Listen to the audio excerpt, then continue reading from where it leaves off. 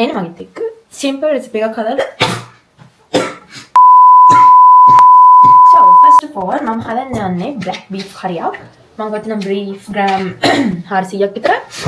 and කබලේ දාලා බැටි ගත්ත බිස්කුඩු තියෙන. right මේක නම් හරියම පරිස්සම් කරනවා නේද? and ඔයාලා වෙන රටක ඉන්නවා නම් I wouldn't recommend this.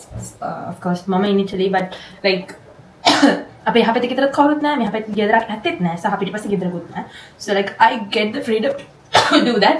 But like I literally can't even breathe right now in the kitchen. And I think the whole house smell like this. But like this will give you a black beef curry. No need to worry. Then spices ටික beef එකට දාගත්තා මම.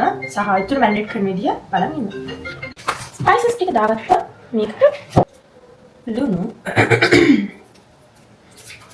ඔයාලගේ රස අනුව එකතු කරගන්න. ඊට පස්සේ මම ස්පයිසස් වලට ඇඩ් කරේ නෑ ගම්මිරිස්. ඒ නිසා මම මේකට ගම්මිරිස් චොප් මේක ඔක්කොම හොඳට කලවම් කරලා මම පැත්තකින් තියාගන්න යනවා. මම දැන් මේක කලවම් කරන ගමන් ඉන් ඔයිල් ටිකක් එකතු කරගන්න. එතකොට මැරිනේට් වෙලා තියෙනවා හොඳට ඔයාලගේ මස් එක. මම අද පාවිච්චි කරන්නේ ඔලිව් ඔයිල් චුට්ටක්. එන්න මෙහෙම තමයි ෆයිනලි තේන්නේ. මේක දැන් පැත්තකින් තියන්න වහලා ඊළඟට මම මේක දැන් චූරි ගොරක. ඉතින් මම චූරි ගොරක ටිකක් වතුර එක දාගත්තා. සියඹල දෙනවා නම් ගොඩක් හොඳයි. but I didn't find සියඹල. ඊළඟට මම නැස් එකකට තක්කාලි ගෙඩියක් කපලා and කරපිංචා රම්පේ අමරිස්. දැන් මම යන්නේ ඊළඟ වැඩේට. පෙරණ පොල් ග්‍රෑම් 200ක් වගේ තිබ්බනම් ඇති. ඔයාලා හදන ප්‍රමාණය වෙනස් වෙනවා. ඒත් මම හදන්නේ 4 දෙනෙක් 5 දෙනෙක් වගේ කන්න. obviously 5ක් කන ප්‍රමාණයට. So මම මේකෙන් කිරාගෙන යනවා. Okay. So මම ගත්තා පොල් ග්‍රෑම් 200ක්.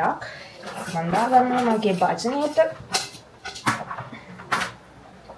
ඊළඟට පොල් ගත්තා වගේ දෙගුණයක් ගන්නවා ඔයාලා. ඔයාලගේ පිටි එකෙන් මම ගන්න හාල් පිටි එක පරිණා දිරිසෝ මම මේක දාගන්නවා. Okay. So now මෙන්න මේක තමයි මගේ පිටි. හාල් පිටි දාගන්නවා භාජනයට. ඊළඟට ලුණු චුට්ටක් දාගන්නවා මේකට. ඉතින් මම ඔයාලට ඒක පෙන්නනවා. මේක තමයි මම සීනි ටිකක ලුණු චුට්ටක් දැම්මා. ඊළඟට වතුර. දැන් මේක මේක එකතු කරගන්න ඕන. පොල් ටික පිටිවල හොඳටම හැදෙන්න ඕන.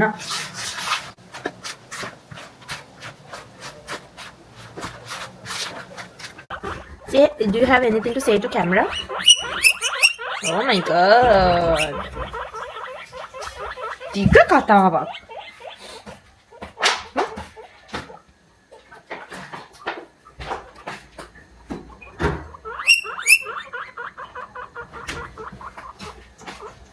චුක්කිනේ. Hi. මම මේකට හොඳ මික්ස් එකක් දෙන්න යන්නේ. Like I don't know how to teach you to make this one. Like it's basically the mixture of pittu.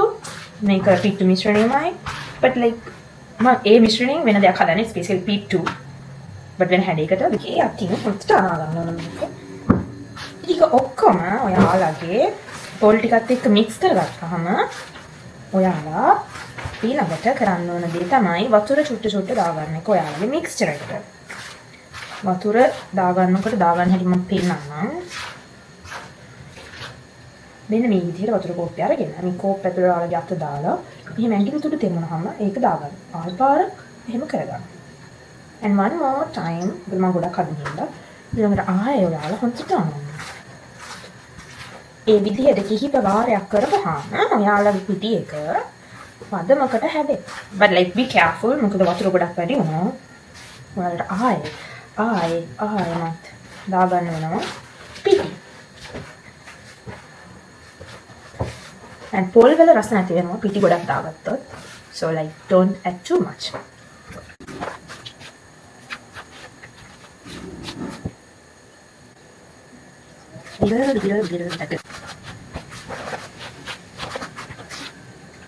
So in the meantime ඔයාලා වතුර එකක් ලිපේ තියාගන්න like ස්ටිම් කරගන්න පුළුවන් විදිහට මගේ පිට්ටු පදම දැන් ඇවිල්ලා ගානට මම හිතන්නේ ඔයාලා හරියටම ගානට ඇවිල්ලාද කියලා ඔයාලා හොයාගෙන මම ටිප් එකක් කියලා දෙන්නම්. මේක මම දැක්කේ TikTok එකේ. like මෙන්න මේ විදිහට ඔයාලගේ ගුලිය හොඳ තද්දට හැදෙනවා නම් that means ඔයාලගේ පිට්ටු එකේ පදම හරි. Look at this one. මෙන්න මේ වගේ ගුලියක් හදන්න පුළුවන් වෙනවා. හරි ඔයාලගේ මිශ්‍රණය නිකන් මෙන්න මේ වගේ චෝටි පිට්ටු කනකොට තියෙන මල් තියෙනවා. මේ කියන්නේ පිට්ටු මල්. දැන් අර හොඳට කලම් කරගන්නවා අවසාන පාට.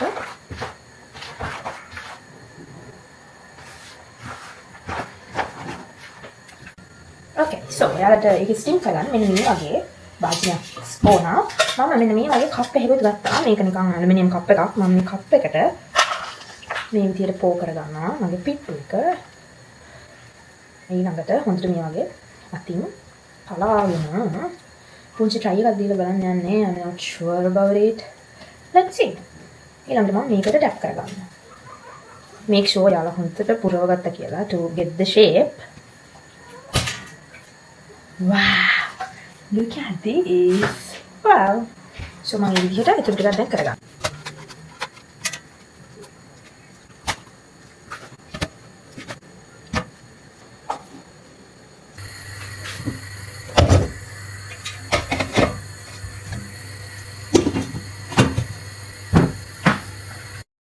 So දැන් මම බීෆ් කරි එක හදන්න පටන් ගන්න යන්නේ. මම නම් කියන්නේ ඔයාලා මැටි ඇටලියක් පාවිච්චි කරන්න. එතකොට රස වැඩි. ඊට පස්සේ තෙල් චුට්ටක් දාගෙන එඟුරු සුදු ලුණු දා ගන්නවා නම් මම ටෙම්පරාදුවට තව එකතු කරගත්තා. මේ පෙන්න විදිහට කුරුඳු පොත්තක් එන සාල්ලටයක් කරාම යටි දෙක තුනක් ඒ වගේ එකතු කරලා හොඳට කලවම් කරගත්තා. ලුණු චුට්ටක් හොඳට බැදෙන්න ඕන නිසා මම ත්‍රම්පේ කරපිංච එක්කම ලුණු ටික දා ගන්නවා. ටෙම්පරාදුවට ඕනේ ඔක්කොම දේවල් මෙන්න මේ විදිහට මම පොට් එක ඇතුළට දාගෙන ටික වෙලාවක් හොඳට ටෙම්පරාදු වෙන්න දෙනවා. දැන් මම මේ විනාඩියක් විතර එහෙට මෙහෙට කරලා හොඳට මික්ස් කරගත්ත මගේ ටෙම්පරාදුවේ දානියම ඔයාලට පේනවා ටෙම්පරාදුව ඇත්තටම වෙලා තියෙන්නේ. ඊට පස්සේ ඔයා අර කලින් මැරිනේට් කරගත්ත බීෆ් ටික පොට් එකට පරිස්සමට දාගන්න තමයි ඕන. ඒ දාගත්ත බීෆ් ටික මේ විදිහට පොට් එකේ ටෙම්පරාදුවත් එක්කන් චුට්ට වෙලාවක් කුක් වෙන්න දෙන්න ඕන. මම නම් almost 5 minutes වගේ මේක මේ විදිහට කුක් වෙන්න දුන්නා. කිසිම වතුර දෙයක්වත් ෆ්ලුයිඩ් දෙයක්වත් ඇඩ් කරේ නැහැ. මම මේක මේ විදිහට කලවම් කර විනාඩි 5ක් 10ක් කුක් කරගත්තා. මේ වෙලාවෙදී ඔයාලගේ බීෆ් එකෙන් හොඳ සුවඳක් එනවා. ඔයාලට පේනවත් දන්නේ නැහැ මේ බීෆ් එකේම තියෙන ලික්විඩ් ගතිය පොට් එකට උනලා තියෙනවා දැන්. ඉතින් මෙන්න මේ වගේ ඔයාලගේ පොට් එක රෙඩි වුණාපුවාම මම මගේ ගොරක ටික ඇඩ් කරගත්තා හැමින් සැරේ. මම ගොරක පෙඟෙන්න දාලා තමයි ගත්තේ. සියඹල තිබ්බනම් ගොඩක් හොඳයි. හැබැයි මට සියඹල හම්බුනේ නෑ. මම අල්ලෝර කොලයක් තමයි අර එකතු කරගත්තේ. ඔයාලා ඉටලි වල ඉන්නවා නම් දන්නවා. හරිම ලේසි ඔයාලට හොයාගන්න. ඊළඟට ලාස්ට් ස්ටෙප් එක මම අර මගේ මැරිනේට් කරපු භාජනයේටම වතුර දාලා ඒකේ තිබ්බ අර 3-5 ටිකත් කලවම් කරලා මේ පොට් එකට වතුර එක දාගත්තා. ඊට පස්සේ මෙන්න මේ විදිහට හොඳට මික්ස් එකක් දීලා මම වහලා තිබ්බා මේක කුක් වෙන්න. ඉතින් විනාඩි 20ක් ගියා මගේ මේ කොම්පිටු ටික හරියන්න. ඊට පස්සේ මම ඉක්මනට ඒ ටික බාගත්තා. Look at the shape, it's so nice. අපි චූටි කාලේ හදුවා වගේමයි. and මේ තියෙන්නේ ඉතින් final output එක. ටටා! බලන්න මගේ මස් එක හැදෙන්න හරියටම මට ගියා විනාඩි 40ක් වගේ. ඊට පස්සේ මම නිකන් ස්නැක් එකක් විදිහට මොකද අපේ ගෙදර අය ඒ වෙලාව ඇවිල්ලා හිටියේ නෑ. මම පටස් ගාලා බිත්තර රොටි ටිකක් හදාගත්තා. ඊළඟ දවසේ මම මේ රෙසිපි එකත් ඔයාලත් එක්ක ෂෙයා කරගන්නම්. මොකද මම මොනවා හරි කරේ එකක් හැදුවාම මට ඉතින් හිතනවා බිත්තර රොටි හරි පරාට හරි චොට්ටක් හදන්න ඕනි කියලා. so මේක after 100 times වගේ හරි ගියපු රෙසිපි එකක්. ඒ නිසා next time මම ඒක ඔයාලත් එක්ක ෂෙයා කරගන්නම්. ඊට පස්සේ ගෙදර කට්ටිය ආවා. ඉතින් මේ අපි බෙදාගෙන කන විදිහ. ඉතින් ඇත්තටම කියනවා නම් this was the first time me making pittu and like first time මගේ බිත්තර රොටි රෙසිපි එකත් හරි ගියපු. so මම හරිම සතුටින් තමයි එදා හිටියේ. And that's the vlog. So I hope you guys enjoyed the video. Thank you for watching. Bye bye.